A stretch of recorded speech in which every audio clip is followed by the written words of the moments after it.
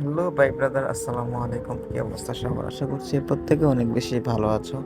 আলহামদুলিল্লাহ, আমিও তোমাদের দোয়ায় অনেক বেশি ভালো আছি। তো আজকে চলে আসলাম একটি ছোট্টখাট্টো একটি ব্লগ নিয়ে। ব্লগটি হচ্ছে মূলত ট্রাভেলিং ব্লগ। তো এমনি সময় আমরা সব সময় গাড়ি দিয়ে যাওয়া আসা করি বিভিন্ন জায়গায়। তবে আজকের একটু ডিফারেন্ট ব্লগ, যেটা হচ্ছে কিনা সমুদ্র সৈকত দিয়ে আমরা ট্রলার নিয়ে ঘোরাফেরা করব। তো আবার ঢাকা সদরঘাটের উদ্দেশ্যে। তো যেই কথা সেই কাজ, চলে আসলাম ঢাকা সদরঘাটের উদ্দেশ্যে। ফতুল্লা থেকে ঢাকা সদরঘাটের উদ্দেশ্যে আমরা একটি ট্রলার নিয়ে নিলাম।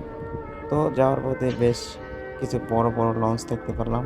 সত্যি খুবই আনন্দদায়ক বিষয়গুলো দেখে খুবই ভালো লাগলো, মনোমুগ্ধকর দৃশ্য, যা আমি আগে কখনো দেখিনি এত কাছ থেকে। এই প্রথমবার কাছ থেকে দেখলাম।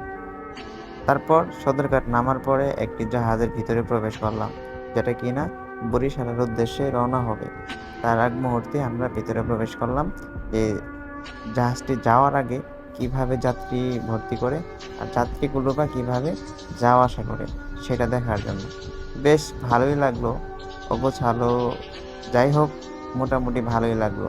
আমি কখনো দেখিনি আগে, আমার কাছে অন্যরকম একটি বিষয় লাগলো। তারপর সেখান থেকে ঘুরে ফিরে অন্য আরেকটি লঞ্চে গেলাম। সেখানে গিয়ে দেখি যে এক মামা আপেল আর আম বিক্রি করতেছে। তারপর আরেকটু সামনে গিয়ে দেখি আরো কিছু মানুষ যাওয়ার জন্য প্রস্তুতি নিচ্ছে আর কি। তো সেখান থেকে ঘোরাফেরা করে আমরা চলে আসলাম অন্য আরেকটি লঞ্চে, সেটা কিনা একদম ব্র্যান্ড নিউ, যেটা হচ্ছে আর কি কাজ কাম এখনো হয়তো কিছু রানিং আছে, কিন্তু এখনো কোনো যাত্রী নিয়ে যাওয়ার জন্য প্রস্তুত নয়।